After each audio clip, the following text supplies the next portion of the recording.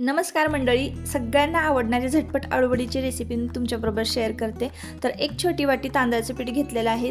2 ते 3 चमचे आपल्याला बेसन पीठ घ्यायचं आहे. काश्मीरी लाल चिली पावडर अर्धा चमचा घेतलेली आहे. चिमूटभर हळद घेतलेली आहे. त्यानंतर जिरं घेतलेलं आहे अर्धा चमचा.